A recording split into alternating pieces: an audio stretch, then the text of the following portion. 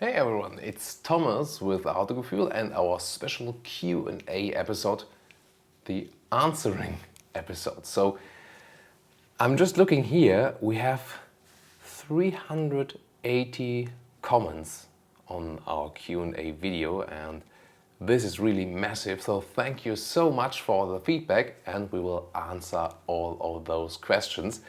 And I'll start with the top comments. Those were discussed a lot, and also those that had a lot of thumbs up, and then I'll just scroll down, and you've maybe seen our office cat will maybe also follow us. I'm not sure what she's up to now. Will you follow us? Hey, sweetie. Or maybe not. Yeah, she'll take your position now. So let's start with the answers. So Manchester N22 writes, "Hi, Thomas and Autogefuehl team. Discovered the channel recently. How do you choose the cars for your video? What is the criteria?" So there's, let's say they're split in half. So one half is the manufacturers that are releasing new cars and doing some events, and then we're just going there. And the other half is, I'm listening to your wishes and see, hey, this car would be missing. This is also important. We haven't been covering that one. Then the other half we order according to your wishes or to what we think. Then what is missing, maybe a special segment, or which is very important for the market, very important for a certain brand. So what we definitely try to do is always to do as much as possible according to your wishes. And I'm sure if you just browse through our full reviews, you have surely discovered a lot of reviews that were induced by your wishes, and we could really fulfill them, and we're always happy to do that. Then, what is your favorite sedan for 2017 and why? The favorite sedan, yeah, I think it could be what we've recently shown, the new A5 Sportback, because this one also combines the sedan look with having a good practicability on the rear, because it has this hatch opening. So that is definitely one of my favorite ones in the mid-size segment. Colin Smith asks, what is your background? What did you study or train to do? What was your occupation before you started Autogefühl? So I'm a journalist. I have studied journalism and also learned to the basic journalistic stuff just at a newspaper. So a pretty standard career at first for a journalist, starting at a regional newspaper, doing a lot of articles there. Later on moved on to TV. Then moved on to owning my own agency, also had some other fixed-term jobs, for example, also in the automotive industry. And then I went back to the journalism part again and started with Autogefühl, and that is basically mixing all the experiences I had before. Then Kamal Udin asks, "Hey Thomas, have you ever done a review for the BMW i8? Sorry, not yet, but of course we'll try to follow up on that one sooner or later." Then Iron Will, "You look happy, so you are not married." With 26 thumbs up. That's funny, but I am. Shafaraz Ahmed asks, "How long does it take to make a video review about a car, including initial filming and editing?" That's a tough question, considering how much is involved, because first of all, it starts with the organization, for example, also travel planning and or car the car dispo, for example, just to get everything going, and then a lot of preparing is involved to get all the information, checking price lists, configurators, different markets, websites, getting background information on the cars. So actually, before anything is happening, already a couple of hours go into the preparation process. Then of course we do some appointments with our team, who can do what and when, and then we do the actual filming, and that depends a little bit on the weather, on the car, on the location, and that can take up the actual filming can take up, let's say, from 3 hours to a whole day. Maybe sometimes it splits, so we have, for example, 2 days. So that really varies a lot then. And then the the pre-stuff, the actual filming. Then we also have the post-production, of course, and that also varies a little bit. That can be from a couple of hours to maybe a day. Maybe something is filmed later, then it comes together there. But you know, when you take everything into account, I would say that for one full review we got about, like, in overall, I think maybe 3 working days for 1 to 2 persons for one review. That's even, you know, already very efficient for the output we have, but there you maybe see how much manpower and how much effort goes into that stuff. And I mean, considering last year we did 150 full reviews, you can probably imagine how much working days are spent for Autogefühl. So surely more than the year has. And I mean, we're almost 10 people now on the team, so there's really so much work involved here, even at stuff which you cannot see. So then, when can we expect answers? Well, right now. Papa, I'm interested about your salary doing the most desired job in the world. I mean, of course, I won't talk about exact money counts, but thing is, I mean, I can live from what I do. That's really important, of course. But you don't really get rich because, you know, there are so many other people involved, and you know, what you get from the YouTube ads is really not that much. Although we have this very wide audience, I'm really glad of. So that's really, you know, something which is rather critical. So it's really hard to earn much money from it because we're not doing this, you know, plain entertainment program. There's a lot of preparation, as I said, and there's this small infotainment, and there's so much work involved. And also, you know, sponsors are hard to get if you don't have this, you know, oh yeah, I'm showing you these new shoes and you know, new shoes, and also I can do some beauty stuff with my face, and then this is the product. This is sponsored more easily than a more, let's say, more serious program we are following. This I mean, it's better for your viewers, but it's harder to really sell it to sponsors. At least at the moment. Maybe also someday some other sponsors say, okay, you know, we really appreciate your work, that you're doing more serious work, a more profound work, and that's also appreciated by the viewers, and so we're also interested in it in a company. You know, that has to change definitely. Have you ever been a model for glasses? Well, partly I would say, because we had this one episode about automotive glasses, so I would maybe say that with a yes. What kind of car do you have in real life? Always wanted to know this thing. Yeah, that's one of the 87 thumbs up. So that's really one of the most frequent questions. And the thing is, at the given stage, at the moment, I don't have any time to drive a private car because, you know, I'm driving about 150 cars a year. If I'm, you know, then not driving a car, I really like to walk or drive a bicycle. That's the truth. So maybe it's about the last thing I bought. Let's maybe take it that way, and that was a Jaguar XK. So I really love convertibles, open GTs. Hi Thomas, would you consider reviewing classic German cars of the 1980s, such as the BMW E30 and so on, W126 from Mercedes? What about those older models, you know, vintage cars and so on? I really like those from the exterior, some very classic design among them, so I love it really.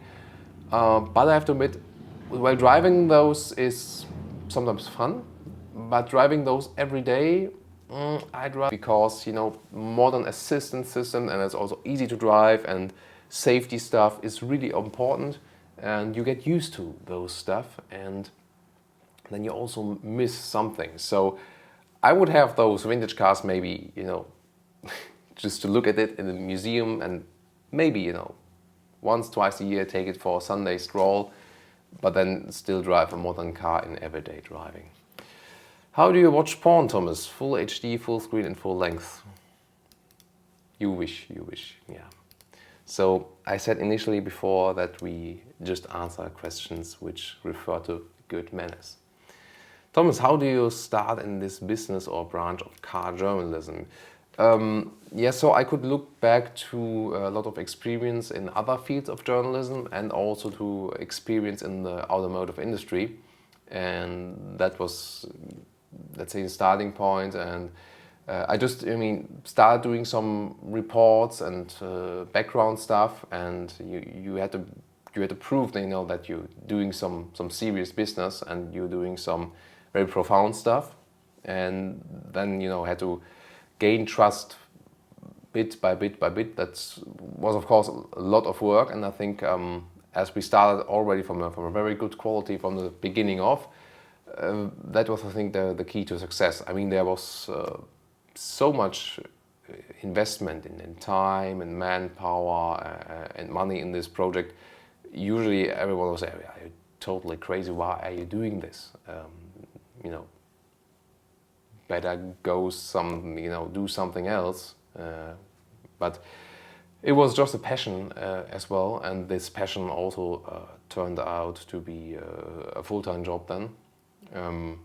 So this was basically the start, experience in journalism and also in the automotive industry, and then just investing in trust with which paid really off at the end of the day. Do you share the opinion that Japanese car brands Honda, Mazda, Toyota are the most reliable based on your total experience? Well, what I found quite astonishing is we cannot really test that, how reliable a car is on 10 years run, but there are those testing institutes which have different approaches to testing. So we cannot really do those 10 years durability tests, obviously, but there are those different testing institutes, and the interesting thing about this is they all have different methods, as is for customer satisfaction, real tests that are conducted by governmental institutions to check cars, the TÜV in Germany, for example, and they all come to different results. JD Power is also one, DEKRA, Gebrauchtwagen report, for example, and also depending on the country where they are published. And sometimes German cars lead there, sometimes it's the Koreans, for example, with JD Power, Kia, for example, and sometimes those are also the Japanese brands. And what I found quite astonishing is that the feedback we get from you guys, I really often hear that, for example, Hondas and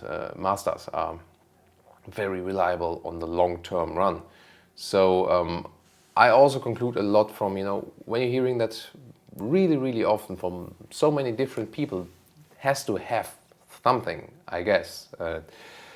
And I think it's also depending on which exact reliability or durability do you mean? And is it about the engine? Is it about the whole car, the interior? I think that depends on. And maybe it has also something to do with the stuff they generally build in. For example, that naturally aspirated engines hold longer than ones with turbo, and that affects which brand is picking which kind of engines.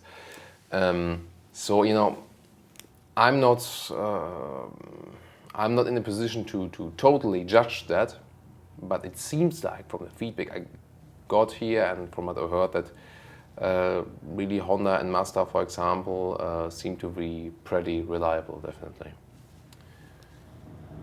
So what's your favorite American car? So I really like the Ford Mustang, definitely a classic in older and in newer specs. What's your favorite Japanese car? My favorite Japanese car?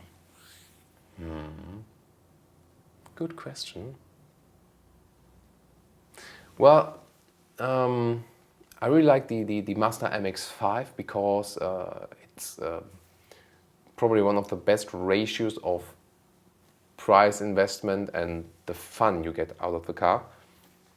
And for example, I also really like the Lexus RC, for example. Pretty cool mid-size car as well. What kind of car you do? Okay, that's done. What does Autogefühl mean in English? Car feeling. Pancakes or waffles? Pancakes and with soy milk and without egg. Really tasty, definitely. AMG, M or RS? That's a good one. That's a good one. I mean, it depends on the. How can you say that? So as for the interior equipment that is available, I do prefer the AMG models because they offer better seat surfaces. This typical AMG Dynamica microfiber on the inside of the seats and the leatherette on the outside. So that is definitely the best approach also in the sporty segment.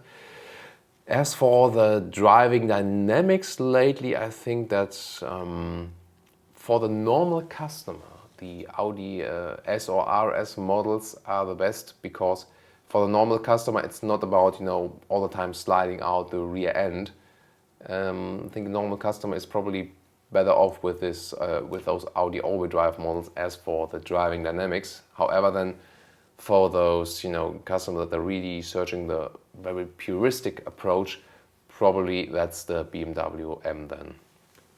So overall, I think I would really split that in the different segments of the car. Overall, to say for that I'm not a big enough fanboy of either of those brands.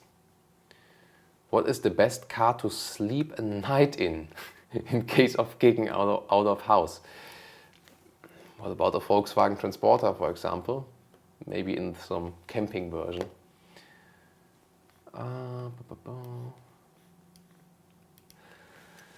So I ordered Philip Flintstone. I ordered a new Tiguan now. Do we still have to drive very careful the first 1,000 kilometers, or do you not need to do that anymore with modern cars? I think it's not that crucial anymore with modern cars, but I would still do it.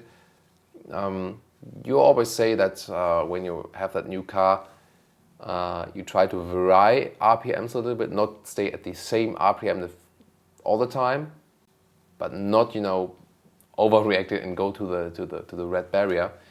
So I would still do it, just not for too long, but still, vary a little bit in the RPMs and don't go too high, and that everything can get used to running. So this question was answered. How did you become an automotive reviewer? Most improved car brand in the last 10 years.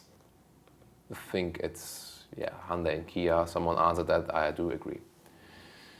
Then private cars also, Thomas and the team. Well, what other cars we do have in the team, I could, for example, tell you. In the team, we have, for example, a Mercedes B-Class, we have an Audi A5 convertible, and a Skoda Octavia RS. What other cars do we have in the team at the moment? I think that should be pretty much it. Yeah. What are the best cars in winter weather? What's the effect of having winter tires versus a 4x4 vehicle? Okay, winter tires are way more important because the most important thing about driving in winter is braking and not accelerating. Therefore, good winter tires in snowy and icy conditions are really crucial. Unless you're living in a rural area where it's more about cold and rainy weather, winter, than about snow and ice. And then there's those new summer tires which also work with winter. I mean, not all season tires. So there's also this new generation of summer tires which still have the official regulatory allowance to drive for the winter stuff. 4x4 vehicle, I mean, when it's ice then and you try to steer or brake, then all-wheel drive is no use. It's just for accelerating. I mean, of course, that's better when you're, for example, going up a basement garage ramp. Then it's good, of course, to have a 4x4 vehicle. Then Degan asks, is there also an English version of your website coming? At the moment not, because no one would pay for it. And we don't have any resources. We are all like working 24/7, so there are no resources for that. Why is the Autogefühl Instagram account not updated? Same answer as for the English website. In some of your videos, Gmob asks, you're not too keen on diesel fuel. Can you explain why? Yeah, I mean, it's the same basically with diesels and also highly tuned petrol turbo engines about the very small particles they emit. And I think if you go for a combustion engine, I still prefer naturally aspirated combustion engines because I mean it's good to emit less CO2, but that's not the critical point. The critical point, the really hazardous parts are not the CO2 for us, but you know those really small particles, and those come less out of a bigger naturally aspirated petrol engine. That's the crucial point about it. And if you want to really want to save CO2, don't eat meat. You know, one piece of steak, 250 grams, is 250 kilometers in driving a car. So yes, traffic accounts for pollution, but not for such an extent than we might think. So mass animal agriculture accounts for about 40% of the CO2 emissions. So better safe at that point where it's easier. So, hi Thomas, bought a BMW 7 Series, kind Seviers is writing, didn't choose the 6th version, blah blah blah, but what's the question? You think BMW will come out with another version soon? From the 7 Series, no, but we will review the 5 Series very soon. And 3 Series, yeah, not this year. I'm not sure, BMW 3 Series. So what do you do when you want to find out when the next car is coming? See when was it introduced from, you know, the latest generation. And then see, you know, plus about 7 years. And the last one was in 2012. So the next 3 Series could be next year, but probably the year after that, 2018, and for the 3 Series. And again, BMW 5 Series full driving review in December, beginning of December 2016 in Autogefühl. Describe your perfect woman, Revolt says. And have you ever done any drugs outside of alcohol? No, don't be a sick and answer it. Greets from Netherlands. So, dankjewel. And, well, describe your perfect woman. Well, as for women, I think, well, to me, it's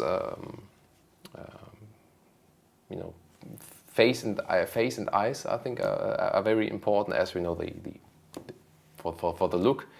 That it's and you know that's the most crucial point to me. And of course, I mean that she's nice and adorable to me. It's something very subjective. I would say it's hard to describe it really. I would not tall, short, big breast, hair color. Yeah, I wouldn't really break it down to that basic facts because that's not the most crucial point to me. And drugs outside of alcohol, I tried a cigarette when I was like, I don't know, 14, 15, something like that, maybe even earlier, but I thought, I mean, you wouldn't inhale standing over a fire. Why would you do so over a cigarette? So, and that's it. And I think, drugs are not the solution, so I don't see any reason taking them. You can have so much fun in your life without drugs, so no. I have 3 questions from Artagain. If you could have any automobile that you've reviewed, which one would it be? I see. Yeah, I still really like the Mercedes SL, if that's still available with cloth seats. What's the most unusual thing to have happened during a video shoot? Oh wow, the most unusual thing during a video shooting. That's a tough one. That's a tough one. What unusual stuff? Well, sometimes some people pop in the shot, and maybe, you know, I think once someone like cruised around us while we were doing a video shooting, and we was like, what? That was pretty weird, probably. Then there are times in an auto show when you're reviewing a car at a motor show and someone gets in. It seems to be bothering. Can you lock a door, or is it function disabled? That's a good point. Well, you could lock the door from the inside, I think, but you know, we try to have the approach to be, you know, show mutual respect at the auto shows, because we also know others have to work, but we also expect this respect back again to us. And that one is not always working, sadly. Then the informant, obviously from Switzerland, says, why the majority of vehicles reviewed are German or German-owned cars?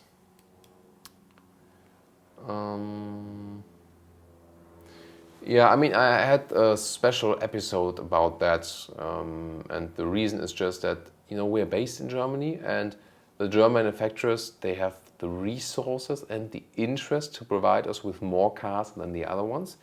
The non-German manufacturers are just not entire brands in Germany. They are importers, so they are importing. It's an importing company, and so they have way less resources. And for example, if Toyota would tell me, hey, you can review 10 different car models a year from us, why not?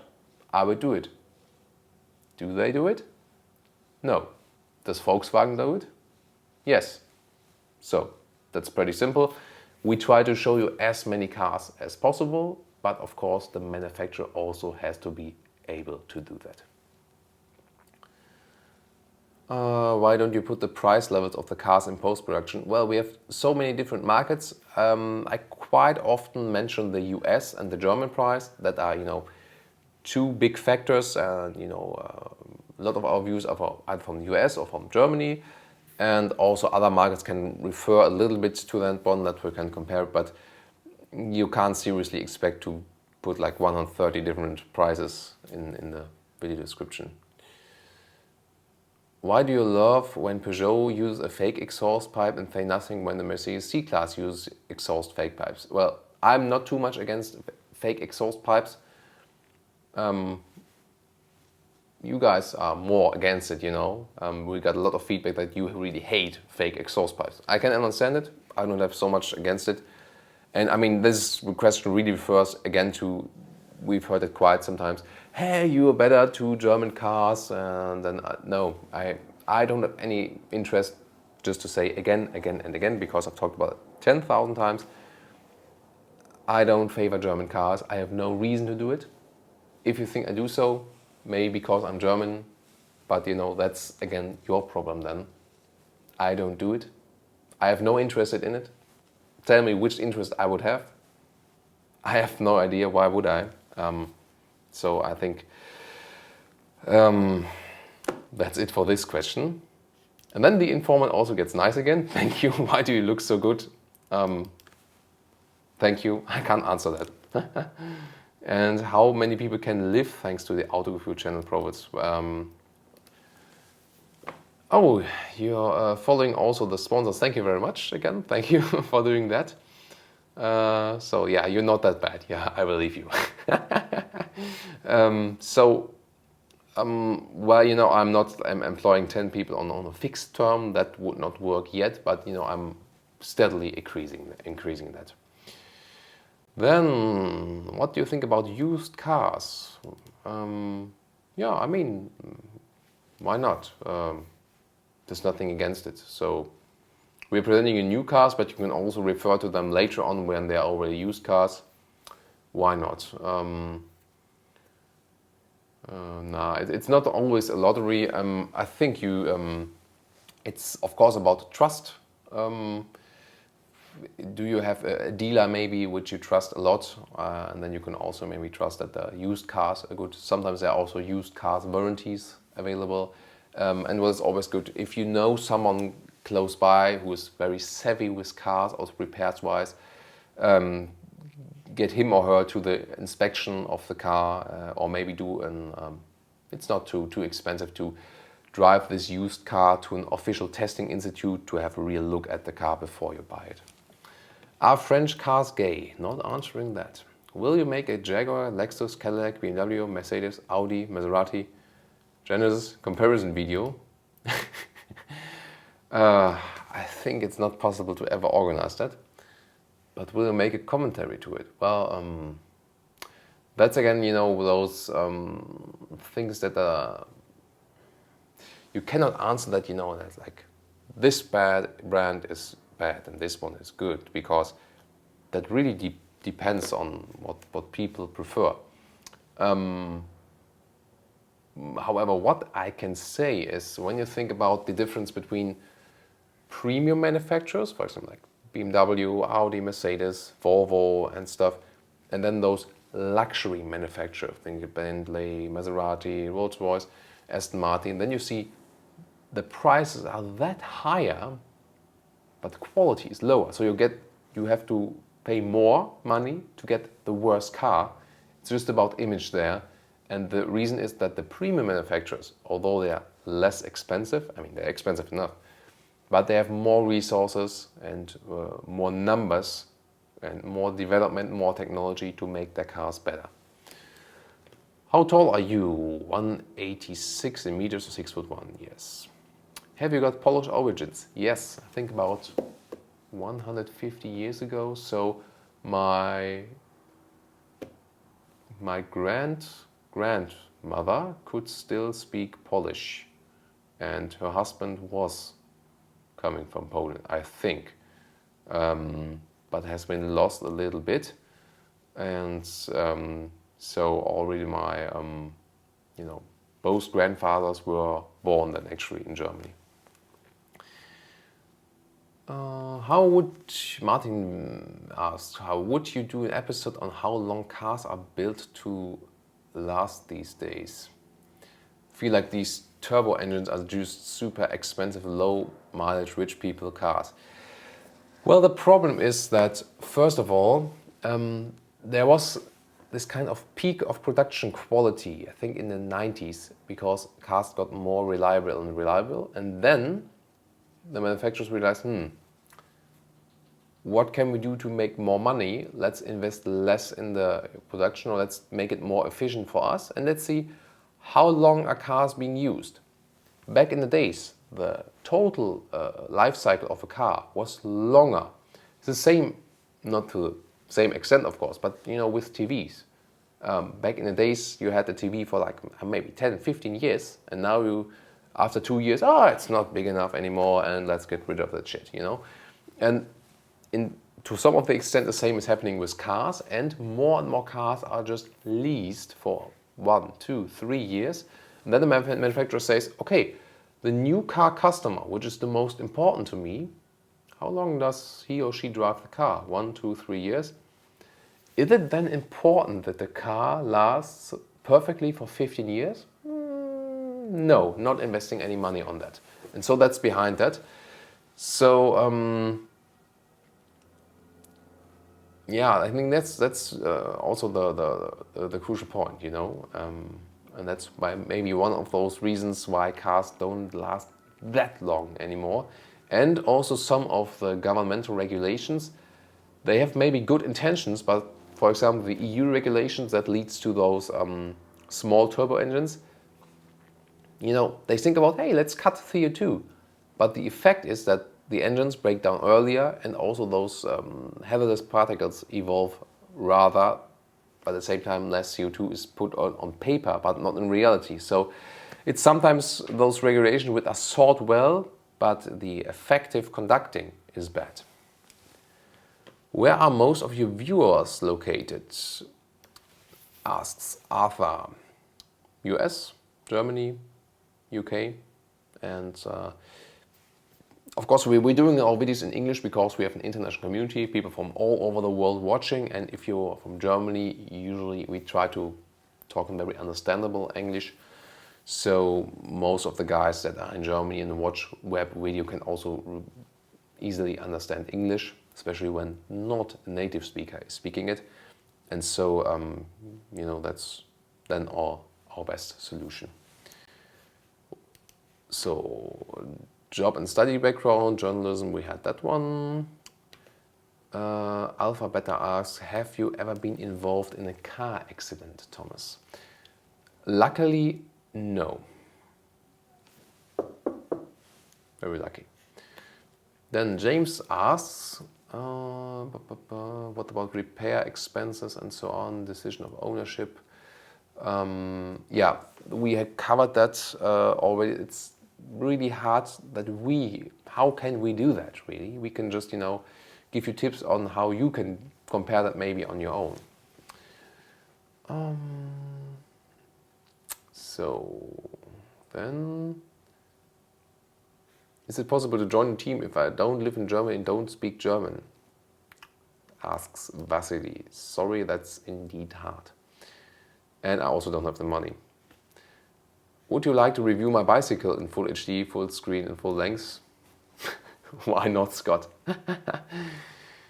So, if you were to stop reviewing cars, what would you do? Well, I'm not sure what I will do one day, and I would really like to, you know, also on a job term be involved in, you know, so doing something good, you know. With those car reviews, we can also, you know, for example, tell you about it's not that good to use animal skin on the seats and so on. But what I would really love to do is also really work and, for example, directly help animals, for example. So I would like to be involved in some work which is really helping those who don't have a voice or who cannot help themselves, you know, who are victims. That is, you know, one thing I'll still be striving for to do one day, maybe to have more impact, you know, to have more good impact on the world. So that's maybe my ultimate goal. Is it just a coincidence or are you the real Clark Kent? Psst, I am. Then Mr. Moses asks how Autogefühl started. Was it your idea? Are you publishing a monthly magazine? Not on print, and yeah, it was my idea. I wanted to combine all of the experience I had before, and so Autogefühl was born in 2013. Karen asks, have you ever damaged a press car? It's impossible not to do it if you're reviewing so many cars. Luckily, I mean, how many press cars did we have yet? 600? Something like that? Approximately. And of those, I'm really happy to say that I think we damaged 2 times, I think, alloys, you know, those huge alloys. There's sometimes nothing really you can do when there's just so little tire left and you're maybe in a special parking lot and there's just one entrance or you know, there's just one way to leave it again, and it's so extremely narrow and you really try your best, and later on you watch and oh, there's a scratch on the alloy. So that can happen, you know, that's just human. But really proud of that. We are surely among those that do the least damage. We really try to be, you know, to really take care of the cars we have available, and that's really very important to me because that's, of course, you know, also about trust. So here again from K3 Primrose, which manufacturers are more welcoming and which are difficult?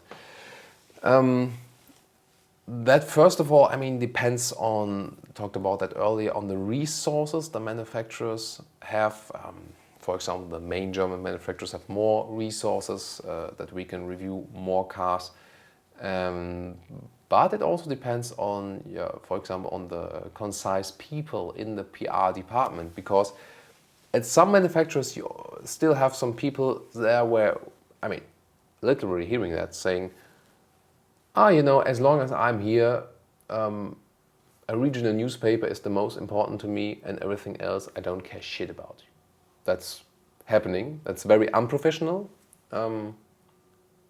We know, our viewers know, and the majority of the PR personnel also knows how much impact our product here has and how many people we are reaching.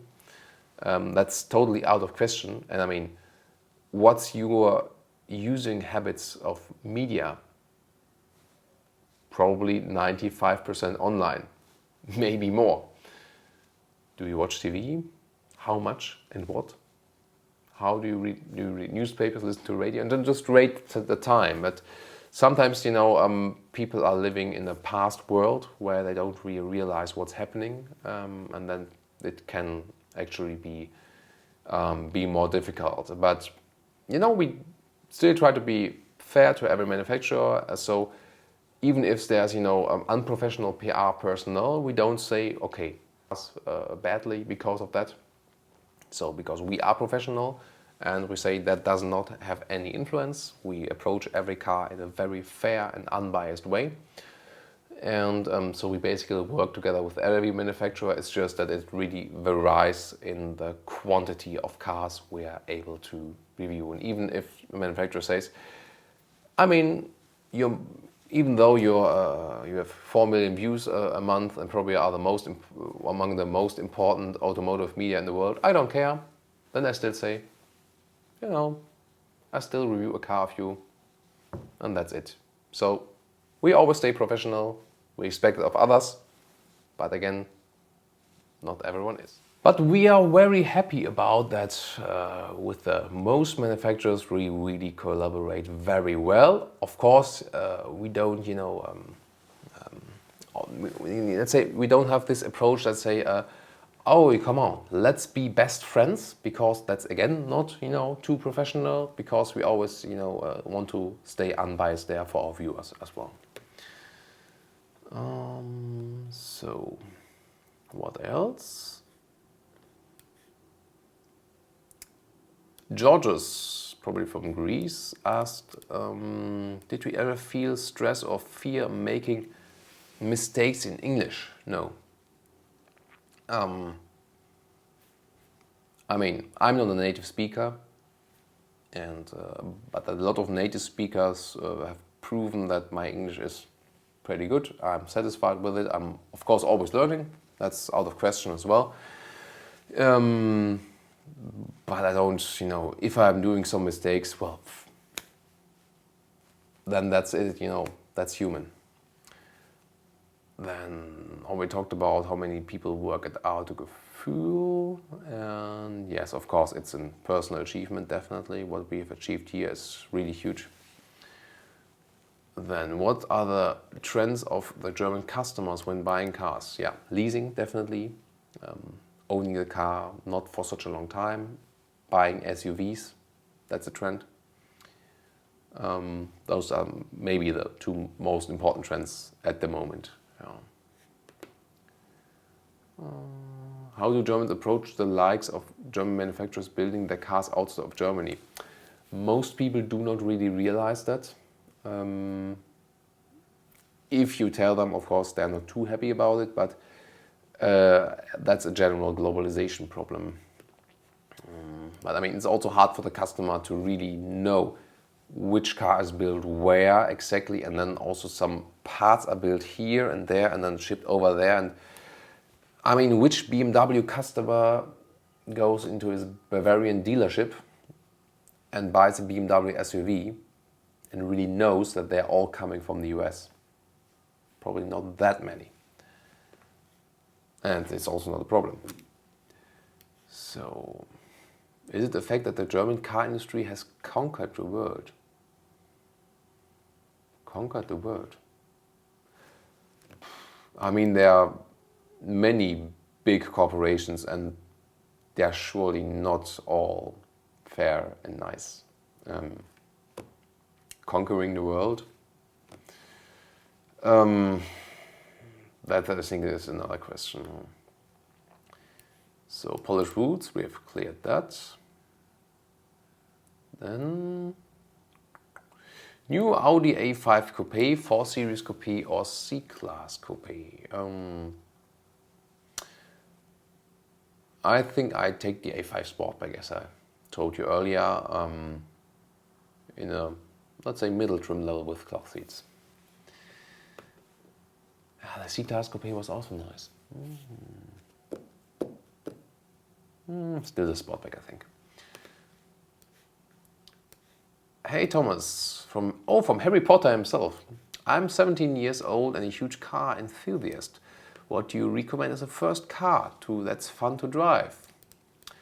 You know, from those three, the Volkswagen Up, the Seat Me or the Skoda Citigo, I think those are great in price performance, and even I can drive in those cars pretty well, so even if you're tall, no problem. Then John asks us, how much improvement to the exhaust sound is the 718 Cayman Boxster Sport exhaust option? Does it approach a normally aspirated flat 6 Sport exhaust sound? Yeah, I mean, if you really listen to it close by close, it comes close to that one. However, I think that the exhaust note becomes less and less important, especially in the loudness. You know, it's nice to have with the sports car to have a growling sound, but it doesn't have to be the loudest one, definitely. So is it really so much important to pick that option? I think not. I mean, you can still enjoy the car. So then Adrian asks, used to be you see commercial about the car on TV and talking about best car in the world. Now I can see a review, ask a question about comparing two cars. Can you explain marketing movement shift from TV to YouTube? So what I can take from that is, for example, the marketing spendings of German manufacturers are at the moment 10% in online. What? Again, moment. 10% in online spendings? And what was your behavior again to use media? Surely rather 90-10 than 10-90. So what's going on here? Those agencies that are managing the marketing budgets often say, oh, I call the TV station, a deal about 500,000 euros for a commercial spot on TV. Yeah, I get my 15% share of that one. Okay, job is done for the day. If you go to online media, it's maybe harder to organize that stuff, and you don't have this fixed structures you have for the last 20 years. And that's also one of the major reasons, although everyone knows that online is meanwhile more important than TV. Hi Thomas, Absolute Zero. What are the cheapest and most expensive cars to own? Running costs, depreciation, maintenance. I think the cheapest cars would be, for example, to run, for example, a Honda Jazz or Fit with naturally aspirated engine, small car, what can happen, low fuel consumption. Most expensive cars to own, surely some, Rolls-Royce, Bentley, Maserati, Aston Martin have huge loss in the, in the initial price. The more, the more cost-intensive a car gets, of course. How old are you? 30? Do you have wife, kids? Wife, yes. Kids, no. 2 cats. Hello from Australia. Hey to Down Under. Then, Cars on Tap asked, I think there are many ladies wanting to marry Thomas. Thanks, really flattered. Do you have a favorite country you would most like to drive in, and which car would it be in? Yeah, I mean, surely a convertible, and I mean, I'm doing that from time to time in southern Spain. I really like to drive convertibles in southern Spain. That's really nice, and around Lake Garda in Italy. Those are one of my favorite spots. And well, one thing I'd like to do surely is driving the highway number 1. That's still missing in US, California. So then Stefan is asking, in the end of the GLC Coupe review said that this is the leading compact SUV at the moment. Is the Porsche Macan not the leader anymore? Yeah, that one's also very good, of course. And the question is really, what do you want? The GLC is, I think, leading in comfort. The Macan is probably leading in sportiness. So that's depending on what you want. Is Holger your father from Netvorsy? Yes, he is. Do you enjoy working with him? Yes, of course. Then, what's your favorite trance DJ? Favorite track or set? Oh yeah, that's a great question. So I really like Gareth Emery, for example, Mad Surf, Armin, Above and Beyond, and Kiao and Albert. Those are just some, but there are surely so many great tracks. And well, which one would be one of my favorites? Let's see. Yeah, there are really so many great tracks, but I think if you take those artists, you're never really wrong. Lange is also really great, for example. So let's see, Dash Berlin I really like also. Dave 202, also great stuff. I think, yeah, and then a couple of songs from them. Then this one covered already. Covered.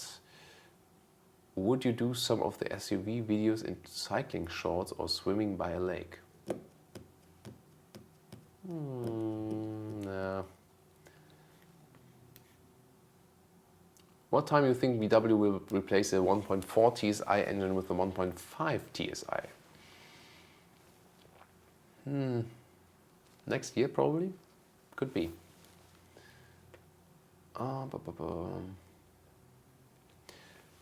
Yeah, car recommended for new drivers. That's again, I think, starting with a small car is really good to get used to the stuff. That's about the 3 small cars I mentioned. Those one would be the tip. Are you the Hugh Grant of car reviewers? That's up to you guys. Vote for it in the comments. I would like to ask you about the new Zafira. I haven't driven it one and haven't really got any more information from that one. Sorry. Auto stop start is not good. Question from James. Why? Yeah, why do they put that in there, manufacturers? The reason is again to get the consumption down on paper, not in reality. Because what does the start-stop function do?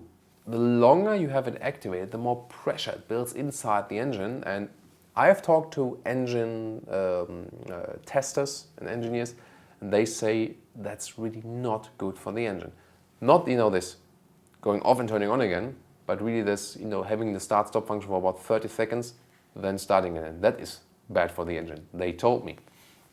And I also think it doesn't save any fuel, because there are a lot of situations where maybe the engine is out for 15 seconds, but then you got those situations that the engine shuts off, and then maybe you miss something of a traffic light, or the traffic light goes to green again, and then you stop for a second, but then need to catch up and accelerate even harder and maybe consume more fuel than expected. So, Sonny Jask asked if you could pick your all-time top 10 cars you would like to own from any year. Yeah, that's a good one. Definitely those. I think it is a W12. Let's see, from Mercedes. No, I'm a little bit confused sometimes of those old Mercedes model names. A little bit. Yeah, there it is. A W123 from Mercedes. I'd like to own.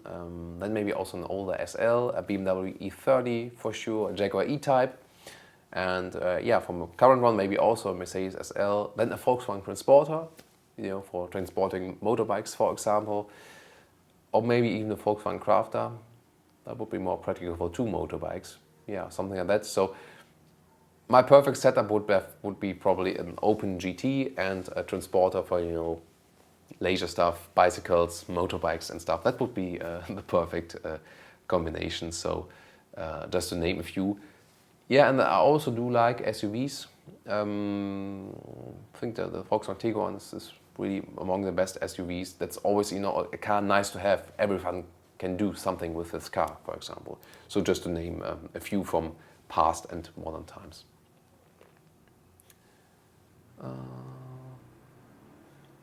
What's the most important thing about a good car? Jose is asking. Engineering, engine, good brake, good control. I think the most important is safety. Usually, often in the buying process, it's the design, but I think the most important is safety. And then what is becoming more and more important is the interior look and feel, of course. That's also very important to me. Because sometimes you think, okay, maybe that's the thing again with, you know, reliability of Japanese cars. We have some Japanese cars which have good concept, good price, are very reliable, but then the interior is really not attractive. And then you say, okay, can you really live by that? And say all the time, you know, look at it and, yeah, but the car is reliable. Or do you pick the car which has really a great interior fit, and you, every time you enter the car, say, wow, this is really great stuff. You know, that's a compromise you have to have in your head. That's, I think, the crucial point. Then, what's your favorite German and non-German brand of cars? Yeah, it's always, for me, meanwhile, I mean, I used to be really just purely a fan of a Jaguar brand, and I still love the car, especially from the design. I think the more cars you drive, you more also realize that you do not have to be focused on just one brand or one car or one segment. There are so many cars, and you know, there are not so many very bad cars anymore. Cars have, you know, generally become more, you know, safer, more agile and better to ride overall. It's so really hard to pick a favorite brand there. And for example, you know, with Audi, I love the Audi interiors, the handling, the agility, the refinement. But then again, their problem with this extensive use of animal skin, so that I can also not say that Audi is my favorite brand, for example. So they are, you know, or Mercedes, I really like the service that they offer in the interior, the design of the interior, but then they started to design the rear ends of the car on the exterior, like, what is this, you know? So with every brand, there's something I really love and some things I don't love that much. So I'm really having a hard time to have a favorite brand. Maybe if you like, and then it's a question, do you take money into account? Or say money plays not a role. If you take money into account, you can still say that from a German brand, Volkswagen is surely among the best because they're not as overpriced as Audis, but then already offer you a great refinement and stuff, and you have good feeling and of quality in the car and also an attractive design, and still you're not too high in prices. And favorite non-German brand of cars. Yeah, I think with Lexus, for example, they really feel good when driving, but then again, extensive use of animal skin and really this very old school kind of approach that refrains for me then to have that one as a real favorite brand. So it's really, really hard to say. I really like Honda because they have very good reliability ratings and good reliability feedback, for example. That's for sure one of the major aspects, definitely. I think this is really a question I have to maybe think about again. I mean, again, the more cars I have been driving, the harder it is to really have an answer for it. And I think it also has an effect why we try to approach everything as professional as possible. And that also, for me, means that I don't want to have a favorite personal brand. And so I don't have really a strong favorite also to serve you guys, you know. I try to eliminate my own favorite, that I try to, you know, be fair on every cars. Why does Germans hate Great Britain? Do we? I didn't know yet. I mean, there are surely some stupid Britons, but there are also great Britons. That was a good one. There are also great Britons. As there are stupid Germans and great Germans. So, cannot prove that. If you could shoot videos with 60 or more FPS. Well, our camera does 50 FPS because that's, say, the high FPS standard in Germany or in Europe. But 50 or 60 FPS frames per second does not do any difference. What is the difference between the Volkswagen AG DSG 6 or 7-speed? The 7-speed is the newer ones. And they say they fixed the reliability issues by replacing the oil, that it doesn't overheat. That's what they say. What's the best car under 2,000 euros? There's none, sorry. What was your first car? So, the first normal passenger car I owned myself, was a Smart 44, the first generation, which was identical to the Mitsubishi Colt. And basically at the same time I had the Opel Movano, a big transporter, light commercial vehicle to transport motocross bikes. Is it possible to test cars that German people have to import from America? Ford F-150, Toyota Tundra. I would love to do that, but I found no one that was really willing to, you know, to collaborate in this respect. If you know someone who would be interested, I'm very welcome also to review some bigger Ford pickups. Would you buy an Audi A8 or a Jaguar XJ? The A8 is the perfect driving machine in the big luxury segment. A Jaguar XJ is, however, you know, one of the most adorable ones from the interior design. Definitely, the XJ is basically a great car and also totally underrated because hardly anyone ever bought the newest generation. Just a problem again, massive use of old school animal skin. So design wise probably an XJ, driving wise an A8.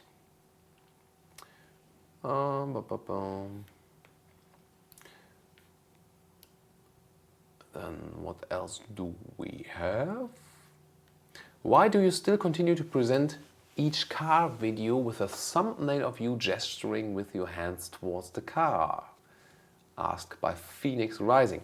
So we try to differentiate some. We have some smaller previews for you, and then the full reviews. And so we also try to differentiate that in the thumbnails. Then, worst and best experience with cars. The worst car I've ever tested was a Lancia Delta, the last generation that was available. I'm sorry to say that, but that car was in any way horrible. Sorry. And best experience with the car, yeah, I mean, it was probably the Volkswagen Tiguan, driving it on an ice lake. That was so much fun. I love driving on an ice lake. Fastest speed I've ever driven in a car, 230, 250 kilometers, something like that. But I try really, not to go. On Autobahn you can go fast, but I try to go not faster than 180 kilometers. But even that is basically too fast. You have to be aware of that. German motorway is possible, but the human body is not set up for such high speeds. So you should not do that. Are you a Bayern Munich fan? No. What does Autogefühl mean? Car feeling? Yeah, that's it. Then Eric asks, German car CEOs thinks that Tesla is going to fall.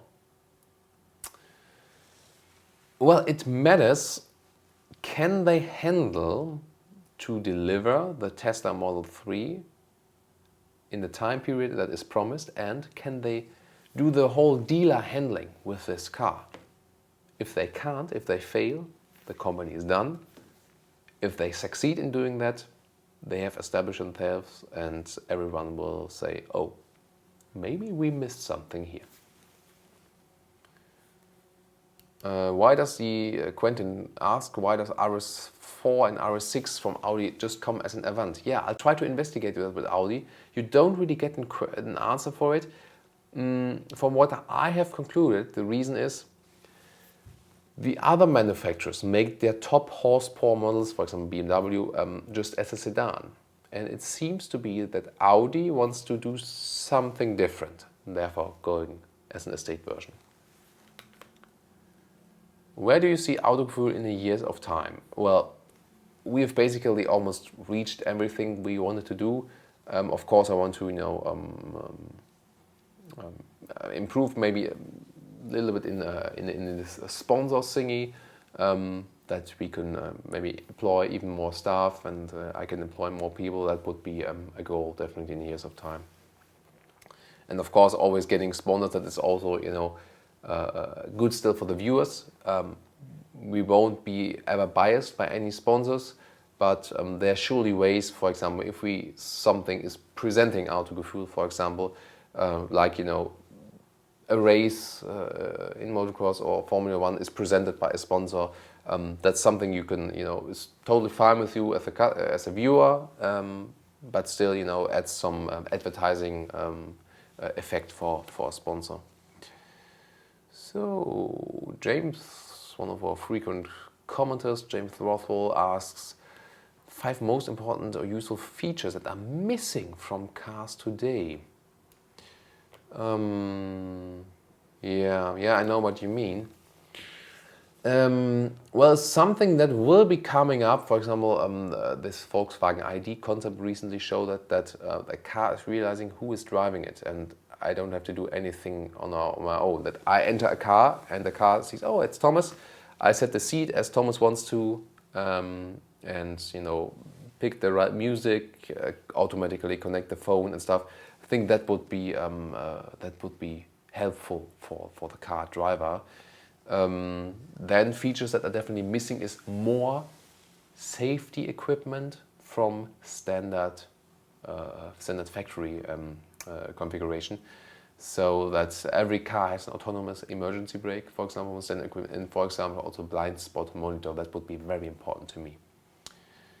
Raphael asks, are you vegan? Yes. Do you have children? No. Do you like a daily with everyday new car? Not sure what he is meaning by that, but I think I've at least covered 2 answers. Multi-utility vehicles are very limited in Europe. Why? Honestly, I don't really know. Maybe they're not cool enough. I don't know. Or they may be too huge, too big for the roads here. Sorry, talking for a long time.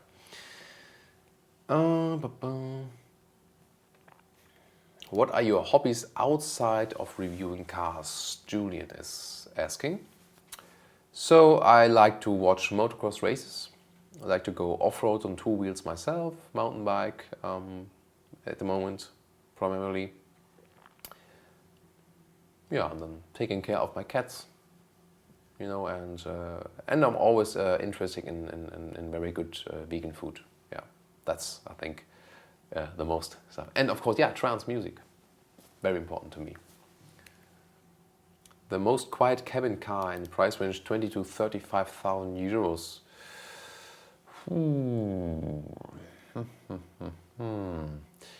Yeah, usually you're quite well off if you stick to the premium manufacturers in this case, because they invest more in the cabin noise. Of course, then it's hard to get a car for 20k. 35 might work. Yeah, and then if you go, then maybe also a Volkswagen is the best pick. A Volkswagen Golf, still affordable and good sound installation.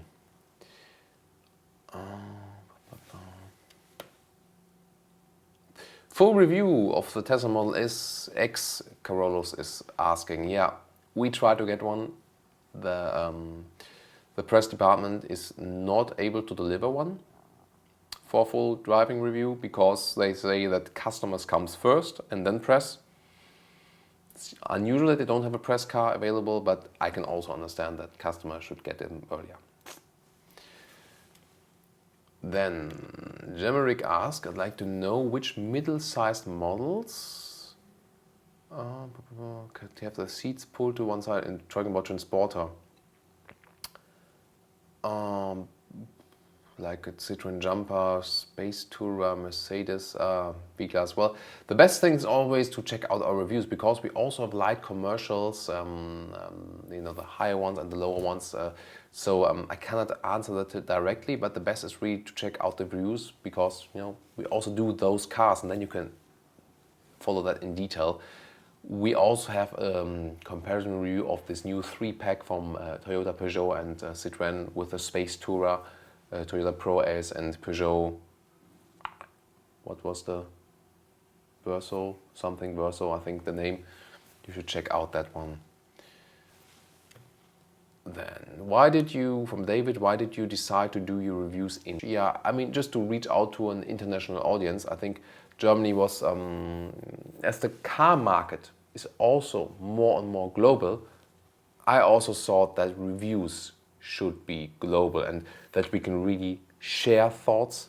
And I know I really think the world should connect in a good way. There's so much bad things happening in the world. That's always good to have an international community working together. Do you think the number of subscribers have empowered you to do more in talking to executive of car manufacturers from Scott and, for example, asking about their view on animal skin in their vehicles? I think it's not about the subscriber count because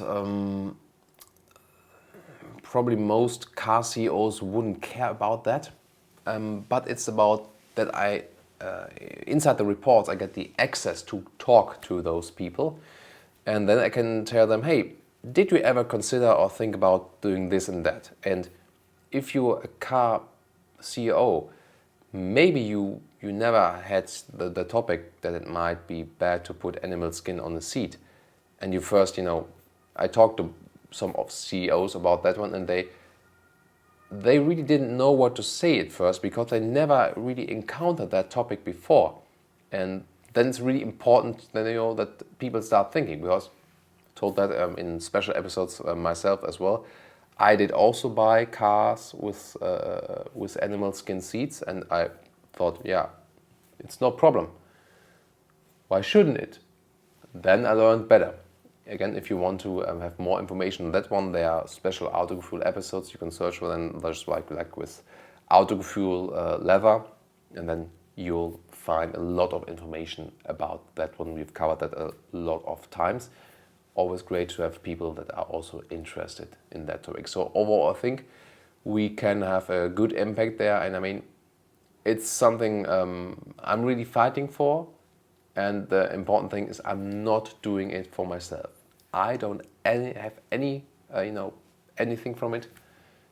Maybe even, on the contrary, there are a lot of people criticizing it and so on. But I'd always think if I could just maybe save some lives with it and improve something with it in the for animals and for the environment, then it was even worth all the effort and also all the controversy you were facing. Because, I mean, with animal rights, it's the same also. If you think about other human rights stuff, for skin of the color or man or female, it also started with people saying like, oh, you guys, you're so dumb, and of course male are superior to female, and of course white man is superior to black man.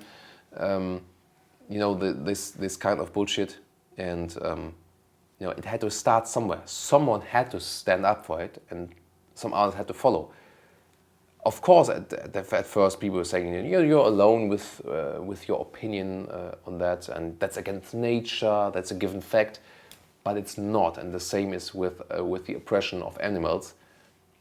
No, it's what humans have invented. It's not that it has to be that way. Do we have to kill animals? to put it on the bread or to put it on the car seats? No, we don't have to. So why do we still do it? That's the first important question you have to ask. And you can also put that to car CEOs. And it is definitely changing, you know. I mean, Tesla with the Model X as a total vegan version, for example, and also a lot of manufacturers offering more sustainable seating materials, for example. Time is changing, but it's a hard process because people are always stubborn and people want to earn a lot of money, and a lot of people also want to earn a lot of money without caring about anything, being it people's life or animals' lives. So what else do we have here?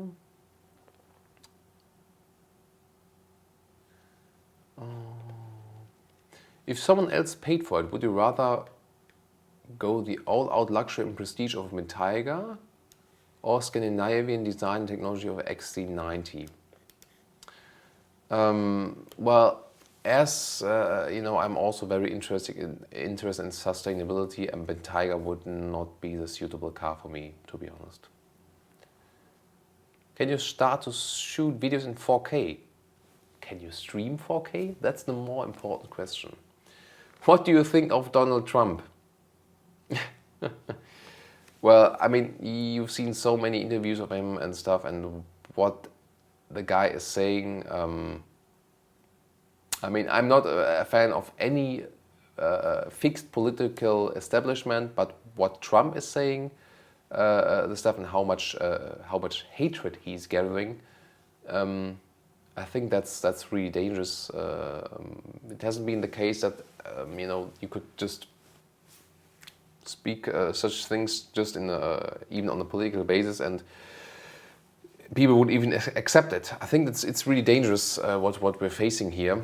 And I think there should be more reason again, especially in politics, and especially more statesmanship, not just trying to get voters' opinion, but really trying to think what's the best for, not only for the country, what's the best for the world, what's the right thing to do, and not what's the right thing to do to get voters.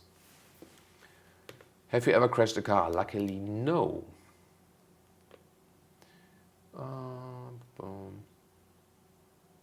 Then what else? Sometimes questions are, you know, doubling, and so I'm not going to answer them again, of course.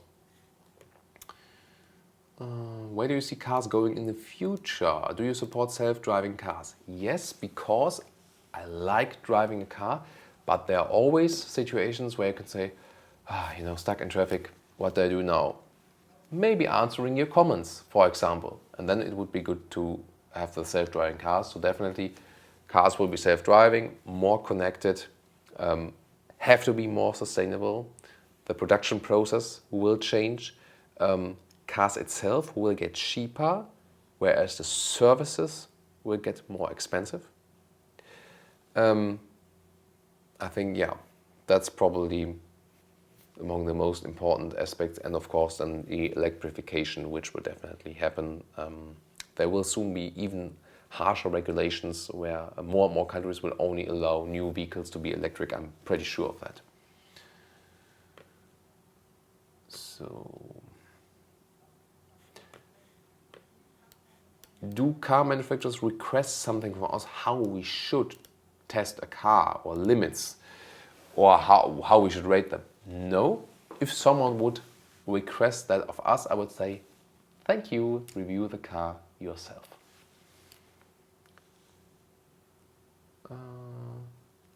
Do you have any advice of how to dress, or which color to combine?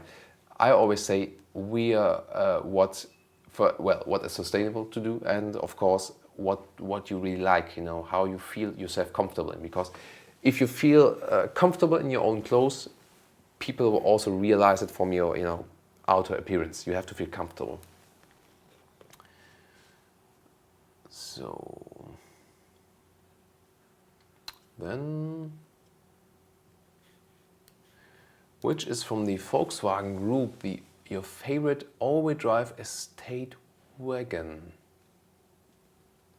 Probably a Passat variant all track. That was pretty kick-ass, yeah. BMW 5 Series, yes, December, beginning of December, from Portugal. It will be really, really nice, I can promise you. What are your top 3 criteria to rate a car? And is Honda a popular brand in Germany? They are not that popular because all importers are not that popular, because the main manufacturers that are also building cars here have so much market power as well. To the criteria, surely price and vehicle concept are important. Is it a sustainable concept? Is it good price performance ratio? Good interior build quality.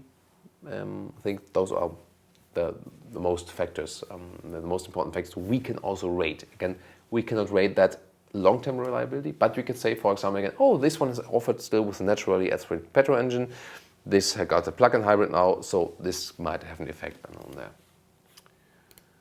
Will I have a Volkswagen Golf facelift? Yes, we'll present you that very soon. What's your favorite SUV? I think, especially for the price performance, a Volkswagen Tiguan. I think, yeah, I would say so, yeah.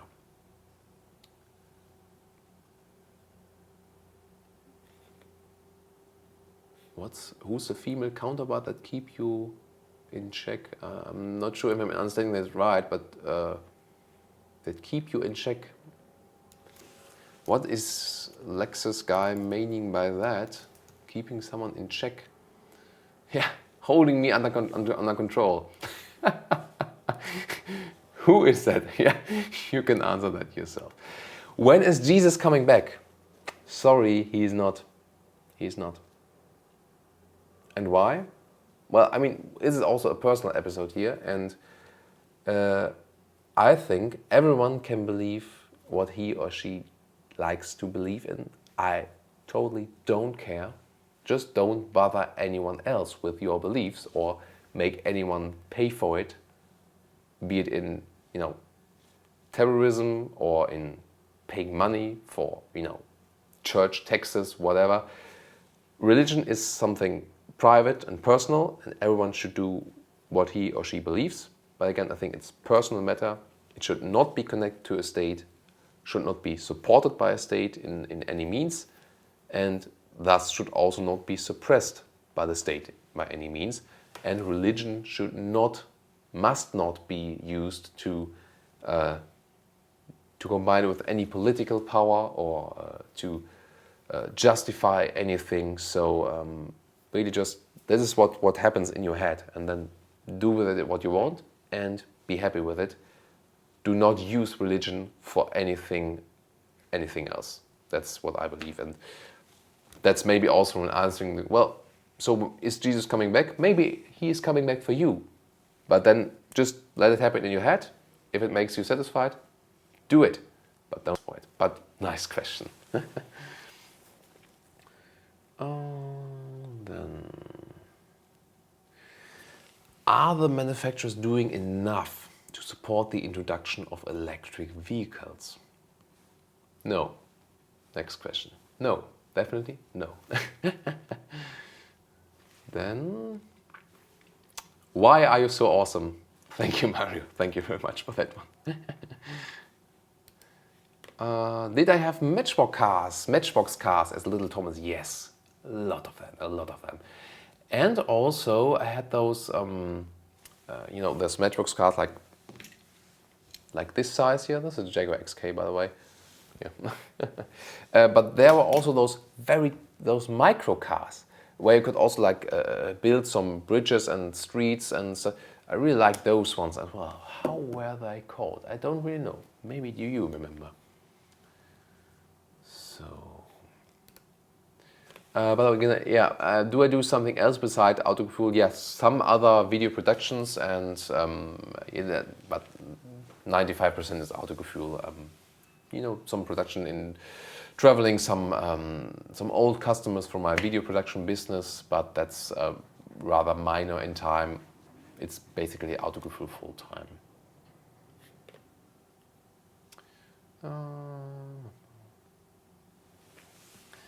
So, yeah, how do you get the time to review so many cars in such short time?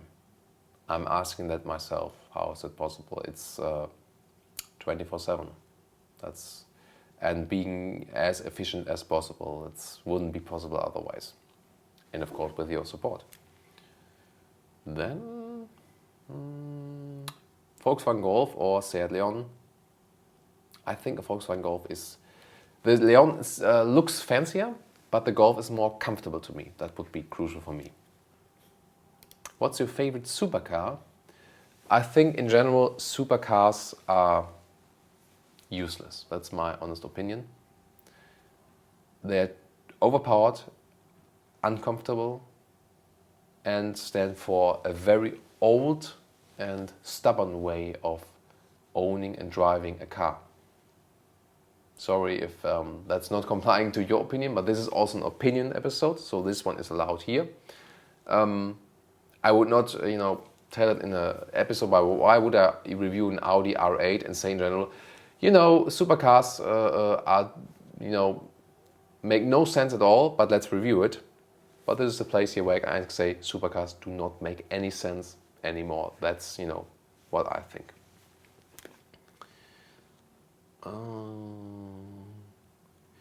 Us is asking, I'm a vegan and it's hard for me to find a vegan car in the luxury segment. Why leather is still at the core of so many luxury brands? Because a lot of manufacturers are still in the world of yesterday. So why is that the case? The manufacturers are really sometimes from yesterday. They don't really realize what's going on. So what's going on in the world? More and more people want to combine luxury with sustainability. But in most cases, it's not possible because there's no good offer for that.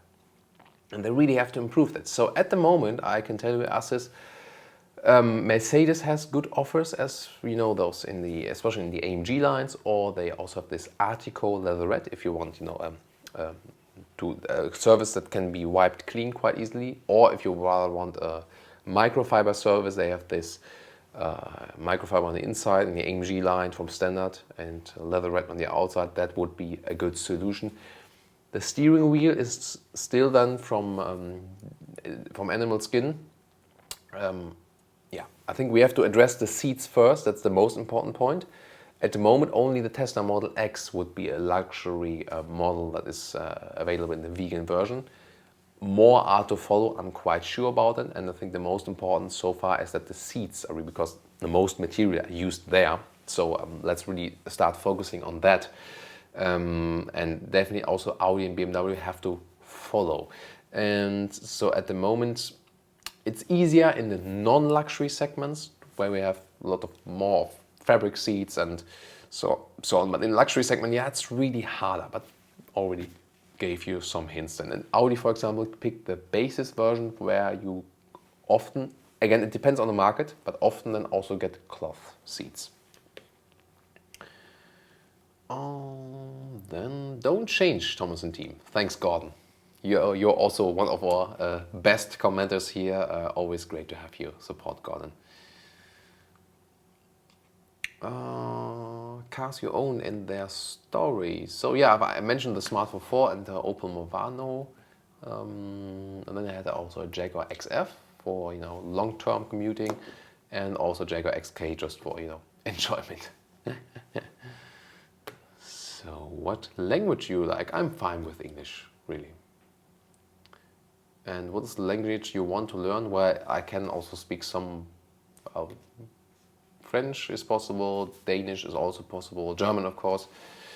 And what language I want to learn? That's a tough question.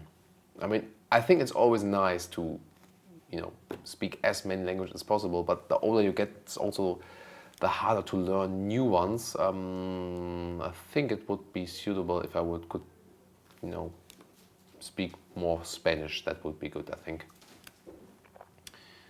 So, which options in the car are must have? I think, certain safety systems, if they're not equipped with the standard equipment. That's, I think, a crucial point. For example, a blind spot monitor I would go for. Sat-nav and stuff, you can have it on a smartphone nowadays. I do prefer built-in sat-nav though still. And Bluetooth connection, I think Bluetooth connection is really important for listening to the music and using the phone while driving. Do you plan reviewing tires? Well, we did some tire report from time to time. They depend also on the market a little bit, but I think I would not do a complete full review just of a tire, I think, because we are about car reviews. What's your diopter? I think 3. So, yeah, I mean, I'm not blind, but I can't see you that well now. So I think -3 it was. Then, who are all the people behind Autogefühl at the moment? Well, some of them you see on camera, but there's also the Autogefühl making of. Just YouTube search Autogefühl making of, then you can see a lot of the team. That's also funny. Do you recognize people in the comment section as long-term viewers? Yes, definitely. That's so important to us, so important to me, and we really do realize and appreciate that. That's really great. Building quality from Audi in Mexico. Yes, it will remain the same. Talk about that. I don't think you have to be afraid of that. The building quality is less. There's a lot of other discussion around this topic for sure, but as for the quality, I wouldn't mind. Brand of glasses, those ones here, they're called Silhouette.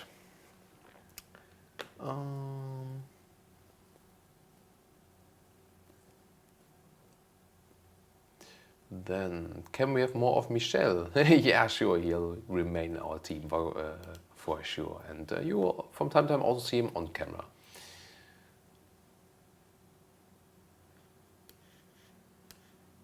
So, camera gear. At the moment, the main camera is a Panasonic GH4. Football club do you support? That would be the German club here in Cologne. That dates back to Bodo Illgner, the former national goalkeeper, 1990, as Germany won the World Cup, was at that time playing for Cologne. And I was a fan of Bodo Illgner, of course. So, will I compare second-hand cars? That's really hard to do, to get a resource for that. And who would be interested that I review used car for them? Can we see your cats once more? Schmoozy is beautiful. Thank you, Daniel. Yeah, we can show the cats from time to time. Why not? And also, Schmoozy you've seen initially, and at the moment they're somewhere around here, but maybe we can show them at a later stage then. Favorite V8 car? I think still the Jaguar XK with the naturally aspirated V8. I think I only consumed about 10 or 11 liters with that one. It's really amazing. Do you own a motorcycle? Not at the moment, but I've owned several ones, especially motocross and super motorbikes. And in the future, it might be an electric motorcycle. At the moment, I have a mountain bike, which is, well, almost a motorcycle. So that comes close to it with, a fat bike.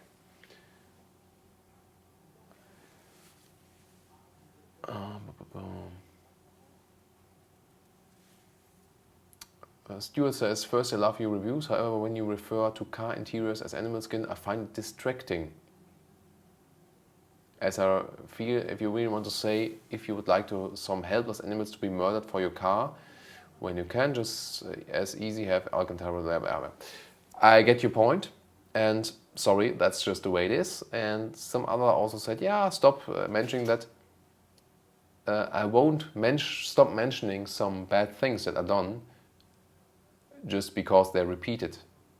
The car manufacturers have to stop using animal skin. It's not up to me. So if you want that to stop, tell it the manufacturers. Do you get any kind of pressure or polite indications by car manufacturers? No, because I wouldn't review the cars then.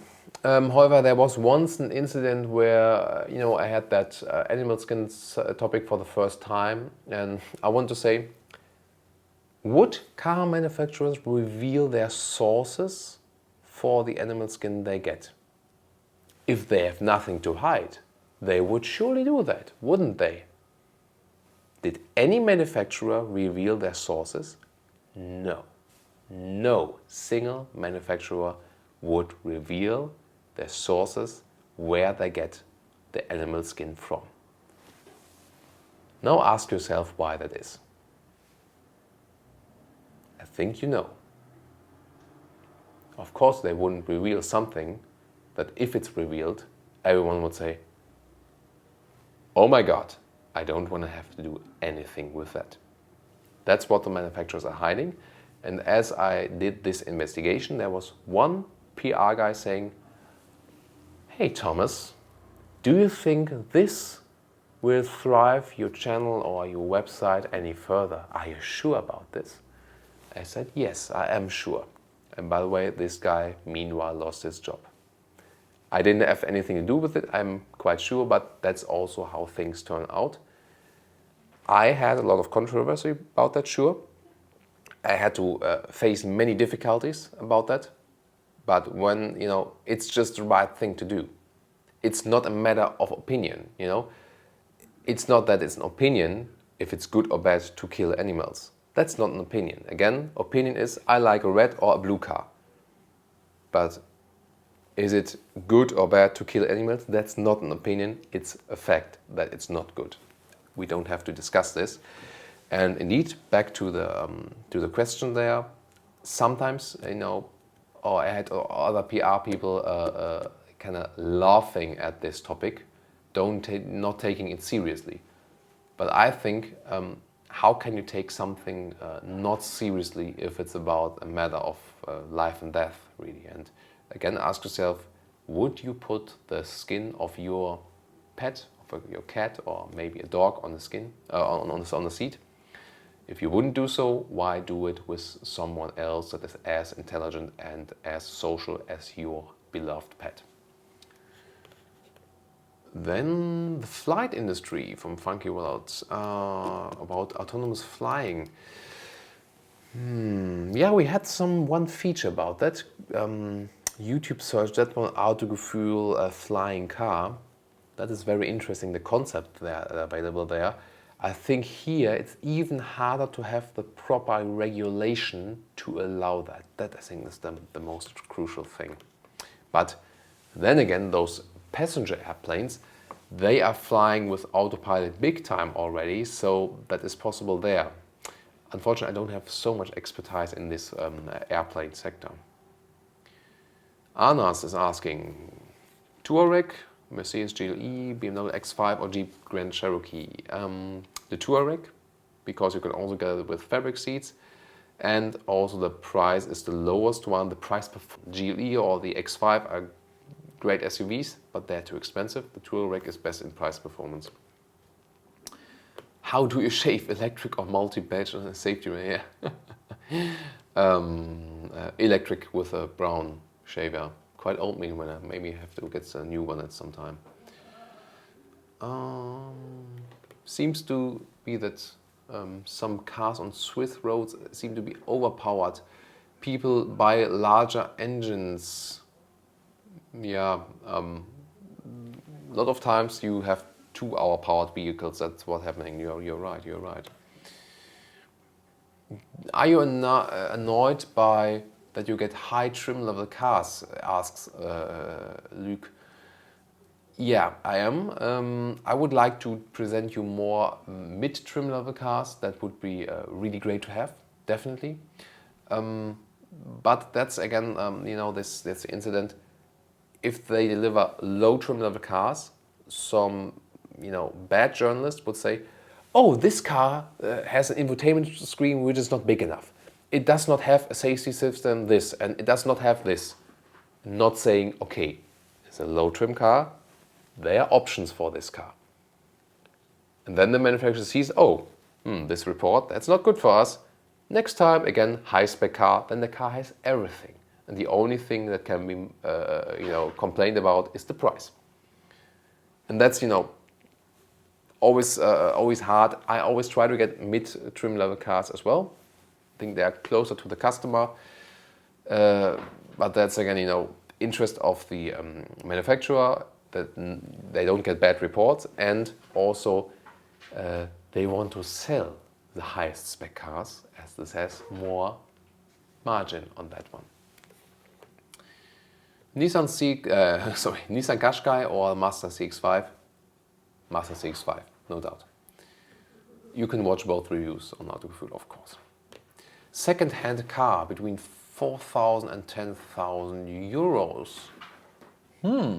Depends on the market, of course. Tough question. Also depends on the segment then again. Which segment do you want to have, Christy? And I would need to know the country you are in and also the segment you're searching for. Then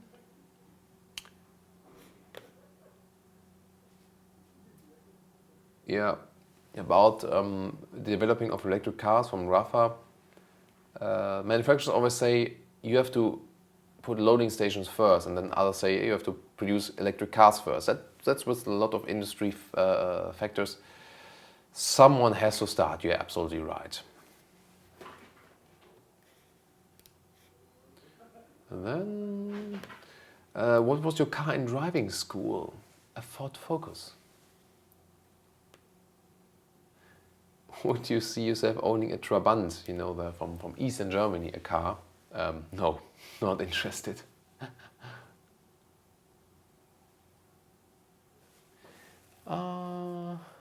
Would you rather drive a car with high consumption or low consumption with a smaller engine?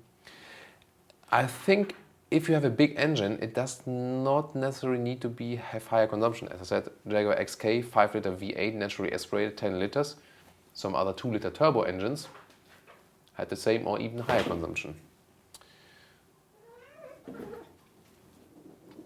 That was schmoozy. Your English is pretty good. Did you study in the US? No, but in Denmark. Then, what about lifting the car on the lift? I would like to do that, but I'm also not that tech savvy as for repairs. And with modern cars nowadays, you cannot do that much on your own. That's a problem. And we also don't have the means to lift the car up. We would have to go to a workshop. And then, well, it would be an idea to induce an expert in the workshop. But then again, the question is, what can you see on a new car from the bottom? Can you see anything that would be really helping you? I'm not sure. Why are car interiors getting cheaper? Asks Mike. Yeah, sometimes that's the case when the manufacturer wants to save money. That sometimes happens. That could be. In some cases also the interior is made better. So I think, for example, with some Jaguar models, that was, I think, Tale of the Other Black Cat. With some Jaguar models, the interior quality got worse, where the handling improved. And on the other hand, on Kia cars, for example, the interior got better. So it's always the question is, where are they spending money and what they are thinking, what is the most important to their customers? What do you think about new 5 Series? Again, we'll tell you that in December. So, yeah, new tire constructions where tire is not filled with air, but with some, grid structure. I think this will arrive. Also, there are those concepts with round tires that are held in a magnetic field. I think those technology will come first, surely those ones that are not filled with air. Also, tested in racing definitely so far, or just on pilot phases. I think it will take a couple of years still, but I think those technologies will also arrive. It's really, really interesting. On the other hand, you have to say that the classic tire structure also basically works. So the question is, who would be interested to bring this technology on the market? Who could earn more money with it? And then it's critical again. Maybe those tires will first have only a use in special vehicles, not everyday vehicles.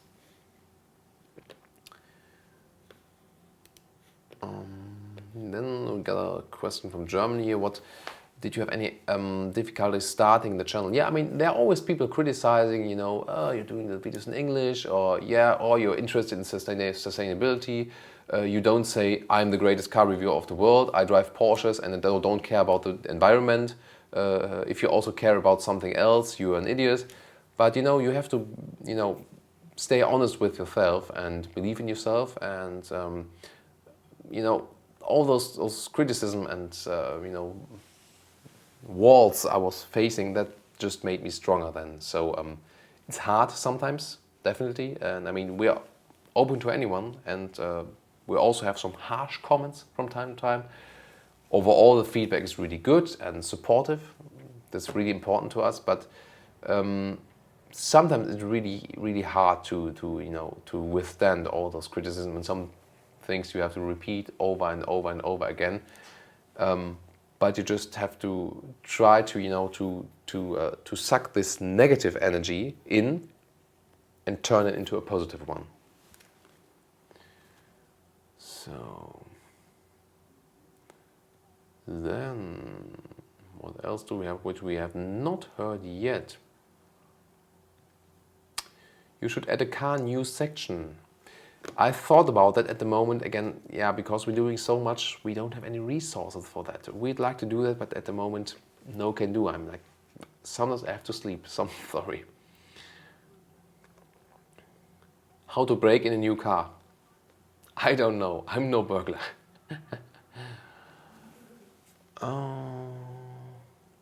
SUV best suited for cross-country drive. Subaru Forester, we recently reviewed one, would be a good tip, I think, for that one. Then, what else do we have here? I like your reviews from Ryan, because he's the same size than I am. That's of course really helpful, that you can really rate the cars very well then. Then let's say, where's the question? Try do something fun sometimes. Well, we try to do that. Check out there's in the Peugeot Boxer review, for example. Audi S3 or Dodge Charger SRT, asks Saeed. I haven't driven a Dodge Charger, sorry.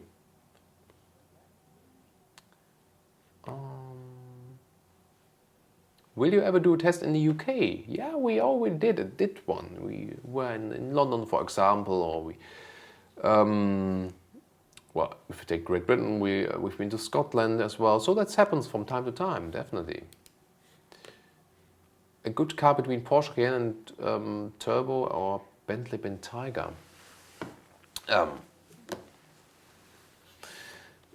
So you're searching a full-size SUV, Vakala.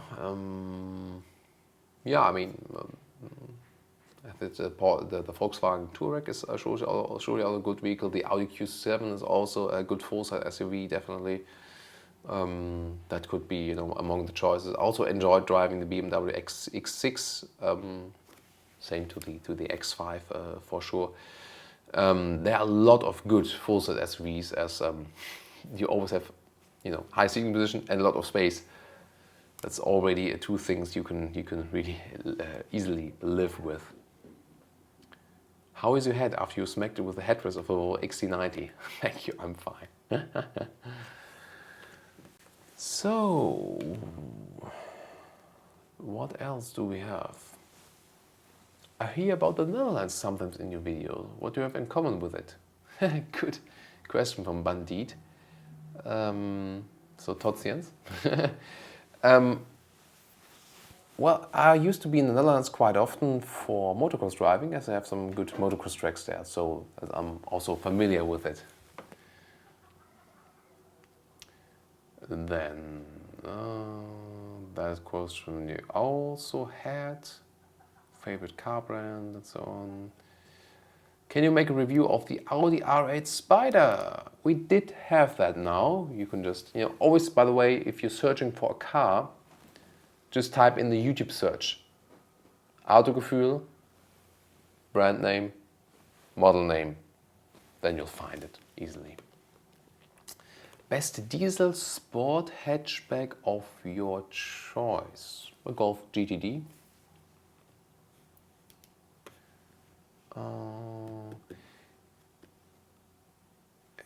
Yeah, that have we covered. RS3 sedan. We will we will review that one. No schedule for that yet, but we will definitely do that. Have you ever driven Lada or something like those? No, not yet. Sorry. Then what else? And I think we're steadily coming to closing stages of this extensive Q&A episode. So what else is new?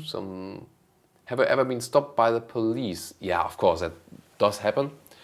Luckily, yeah, once while testing, but nothing seriously. And in private driving, once there was this, motorway ride where there was a given speed, unlimited first, and then just for a short period it was limited, and then unlimited again. And then the police was following this motorway part because they want to make money from that, and then stop. Hey, you for 50 minutes you were driving the correct speed. Then for 1 minute you exceed the speed.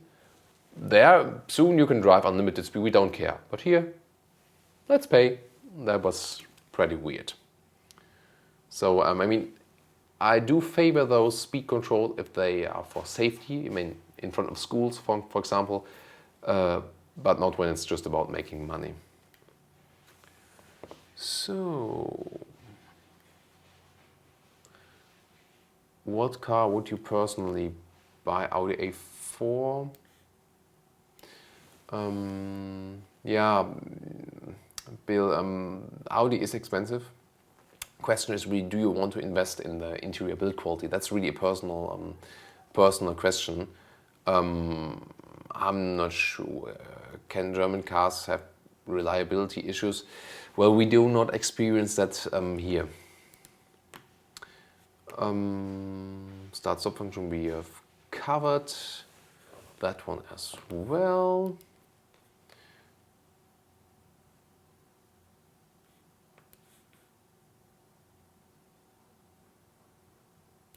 What do you think from Joachim? The car manufacturers, what about different driving styles from consumption figure?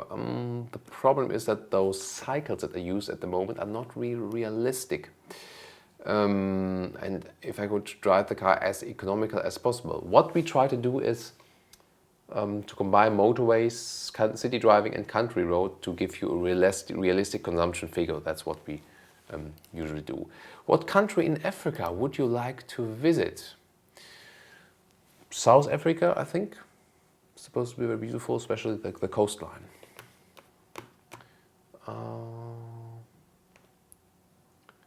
Then, why do we never get to see the cameraman or women? Well, sometimes you do. Watch the making of, for example.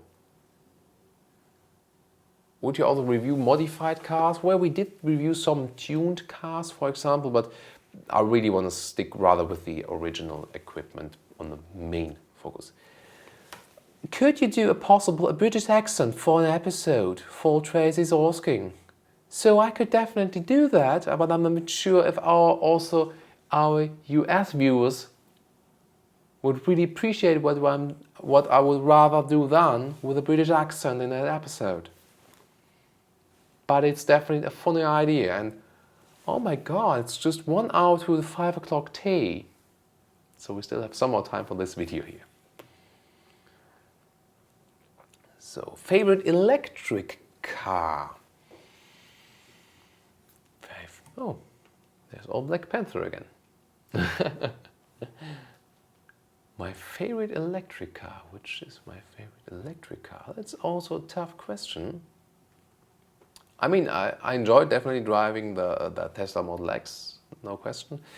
But again, it's of course very expensive. I also liked riding the e-Golf, the electric Golf, that too. In general, I do enjoy riding electric cars, and I think there will be more and more electric cars we will review, and then I can maybe answer that question even better. Downhill cycling, yes, I do that. Going with mountain biking here in the hills and really enjoying that with my full suspension fat bike. I really love that. Is it necessary to warm up my car engine in the morning? You should drive, slowly at first, because all the fluids inside the engine, they need to heat up to work properly without any damage and corrosion. So that is really good to take it slowly in the morning, and then yes, when it's cold. Then Peugeot 3008, we do already have exterior interior review, and driving will follow them in a couple of months also.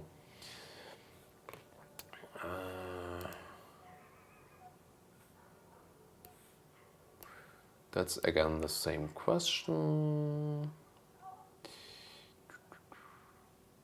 What car manufacturer are not the biggest? Yeah, the car manufacturer thing again, that's again,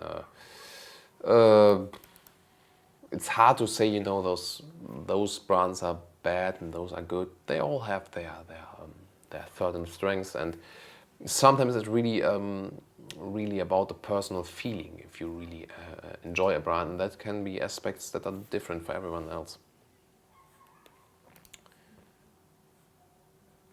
So, what do you think about an Autogefühl debate, such an expert round? Yeah, let's do that. I thought about that as well, but always hard to organize. But we should do that. Is there a way to meet you, for example, in motor shows? Well, when we are on motor shows, we are always terribly busy, though it's not a good time to meet us. But maybe at some point we can organize something, a special meeting, for example, at motor shows. And well, I would need to know how many people would come there. That would be crucial. Who could, really be there, and at which day? So that might also be something interesting. Yeah, definitely. You're the Superman of car reviewers. Thank you very much. Why Germans can't say the or the? That's that's a tough question. I think it's just something, when you learn a language from the beginning on, and it's totally not included in the German language. It's really hard for us to pronounce the th then that well. So I think that's something you have to live with. Sorry. So then, where are we? And think, wow, so many comments, and I hope you really appreciate the effort I'm having here today with taking all the time for your questions. Hope you really enjoy that here today with me. I just did the one clicking here on something, and I have to scroll down everything else again. There we are again, I think. Then here, do you play Pokemon Go? No.